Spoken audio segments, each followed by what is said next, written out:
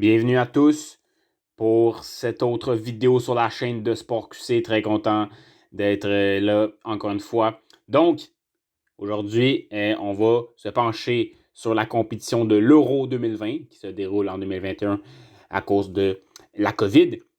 Donc, cet Euro 2020 qui commence dès demain, soit le 11 juin. Vous voyez ici qui va se dérouler dans un mois, du 11 juin au 11 juillet.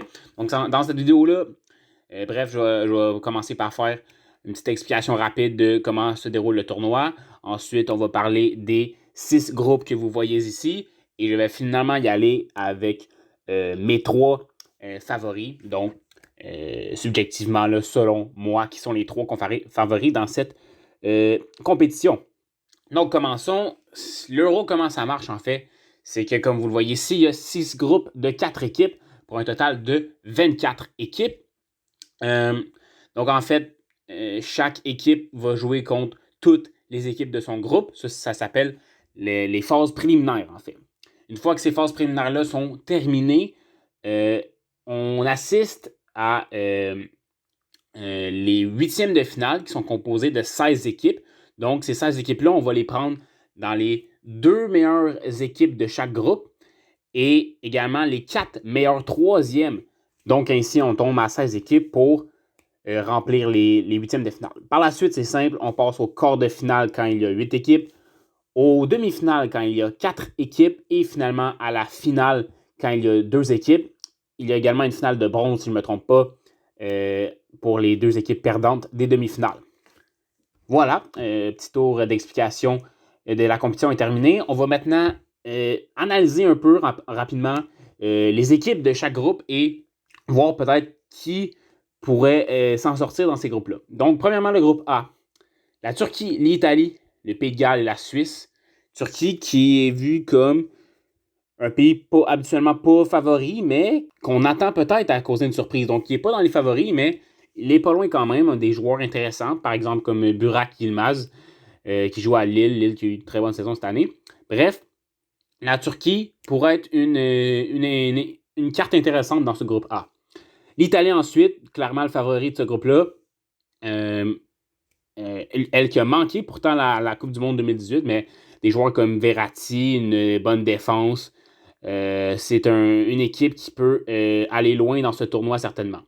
Le Pays de Galles ensuite. Pays de Galles avec un Gareth Bale qui est revenu de ses cendres, j'imagine. Lui qui était joueur de golf il n'y a pas si longtemps. Il est maintenant un vrai footballeur. Il est revenu à son métier habituel avec Tottenham. Et donc, pourra-t-il insuffler l'énergie nécessaire au Pays de Galles qui s'était rendu en demi-finale en 2016? C'est à voir, mais ça va être difficile avec un groupe comportant l'Italie et la Turquie. La Suisse pourrait surprendre eux aussi, mais est-ce qu'ils ont équipe pour le faire? Ce serait surprenant, mais quand même un groupe intéressant, le groupe A, en fin de compte. Le groupe B, Danemark, Finlande, Belgique, Russie. Évidemment, la Belgique est le grand favori de ce groupe-là, devrait s'en tirer avec la première position assez aisément. Ensuite, la Finlande peut-être la moins bonne de ces équipes-là, donc on pourrait la mettre en 4e place. Selon moi, la 2e place se joue entre la Russie et le Danemark. Le Danemark qui est intéressant, qui selon plusieurs analystes pourrait surprendre dans cette compétition-là.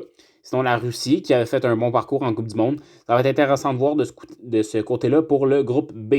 Ensuite, le groupe C, Pays-Bas, Ukraine, Autriche et Macédoine du Nord. Probablement le groupe le plus plate de cette compétition-là.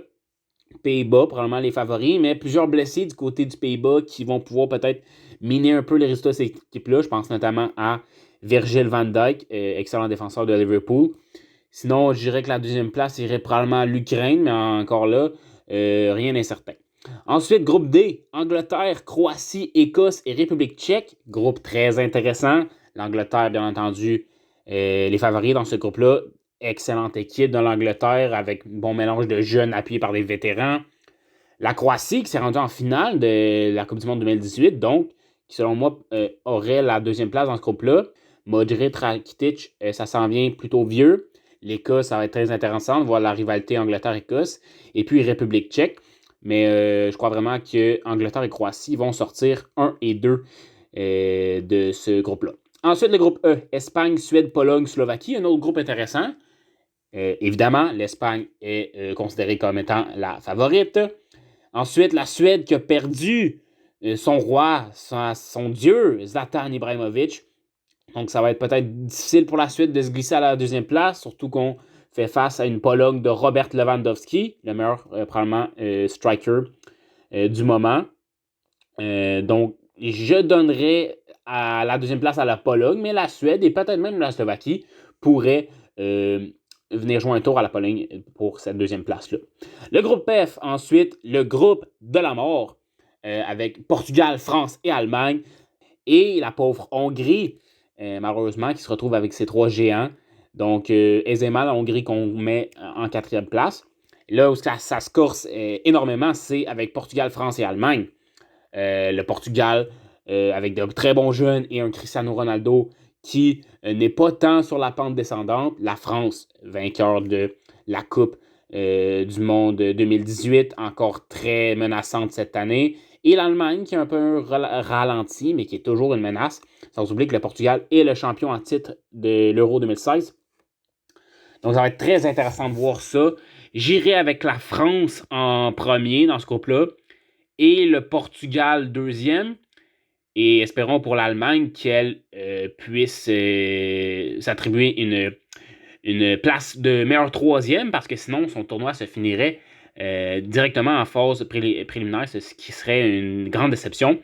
Bref, nous verrons. Passons ensuite à ceux que je crois comme étant les favoris de cette compétition-là. Premièrement, bien entendu, les vainqueurs de la dernière Coupe du Monde, la France. Vous voyez ici quelques images de cette finale contre la Croatie. La France est pour moi un favori parce que, bien, ils sont les champions de la dernière Coupe du Monde. Kylian Mbappé, qui n'a pris que du mieux depuis cette victoire de Coupe du Monde, qui a pris de l'expérience, qui est encore plus menaçant, qui pourrait finir aisément meilleur buteur de cette compétition-là. À ça, on ajoute Antoine Griezmann et on ajoute aussi Karim Benzema, le grand retour avec les Bleus. Ça va être vraiment très intéressant de voir ce trio d'attaque-là à l'œuvre. Et pour Olivier Giroud, probablement, ça sera une place sur le banc. Sinon, les Pogba, les N'Golo Kanté, qui a gagné la Champions League avec Chelsea récemment. Une défense qui n'a rien à envier aux autres défenses non plus. Et Hugo Lloris dans les buts, qui devrait encore être solide.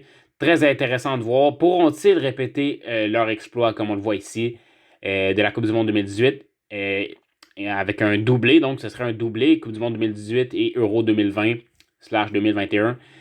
Ça va être très intéressant de voir. Donc la France, pour moi, premier favori. Deuxième favori pour moi, l'Angleterre, menée par Gareth Southgate, comme vous pouvez voir ici. L'Angleterre qui a connu énormément de déceptions dans les derniers Euros et Coupe du Monde. Coupe du Monde, en fait, on s'est rendu en demi-finale à la Coupe du Monde 2018. Mais je crois que cette année, on a vraiment... que l'Angleterre a vraiment une équipe très, très solide. Bon mélange de jeunes, un peu comme la France, et de vétérans. Harry Kane, excellent buteur, toujours très bon avec l'Angleterre.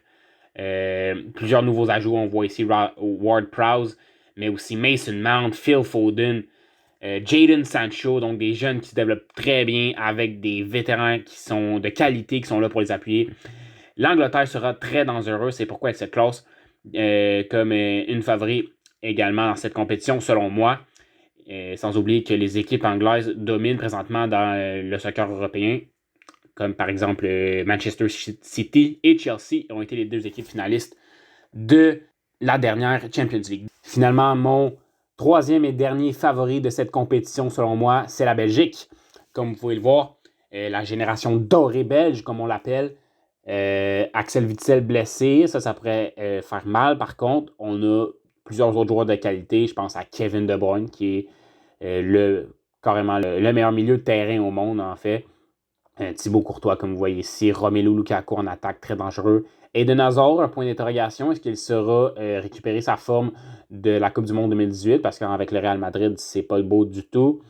De Bruyne aussi, qui a été blessé avec quelques fractures au visage durant le match de la Ligue des Champions. Donc, est-ce qu'il va être en mesure de guérir de ça? Ça sera très intéressant de voir. Donc, Carrasco, Lukaku, j'en ai parlé. Donc voilà, la Belgique, Cette génération dorée belge a donc l'opportunité de remporter un titre international, ce qui est rare du côté de la Belgique. Ça fait pas très longtemps qu'ils sont au sommet de ce sport-là. Ça serait étonnant qu'ils y restent pendant des décennies aussi, comme d'autres nations. Donc vraiment, c'est leur chance de gagner un titre international, que ce soit celui-ci ou la prochaine Coupe du Monde. Bref, c'est sûr qu'il y a des petits questionnements avec les blessés, mais je crois vraiment que la Belgique a le potentiel de remporter 7 euros. C'est pourquoi ils sont dans mes favoris. Donc, mes 3 favoris, voilà, la France, l'Angleterre et la Belgique. On peut rajouter aussi le Portugal, bien entendu champion à titre, avec un Cristiano Ronaldo qu'il ne faut vraiment pas sous-estimer. L'Italie aussi pourrait en faire partie. L'Allemagne, l'Espagne, bien entendu. Bref, nous verrons. Ça s'annonce très intéressant. Je vous souhaite donc un excellent Euro et puis des excellentes séries éliminatoires pour ce qui est de la LNH sur tout autre sujet. Le Canadien de Montréal est maintenant en demi-finale, tout comme le Lightning de Tampa Bay et les Islanders de New York. Il reste à savoir qui passera entre l'Avalanche du Colorado et les Golden Knights de Las Vegas. Mais bref, je vous tiendrai au courant de ce qui se passe dans la LNH également. Mais pour ce qui est de l'Euro, ça commence demain. Et un bon Euro, très bel été qui s'annonce au niveau sportif. Très content de ça. Donc, merci encore une fois et à bientôt.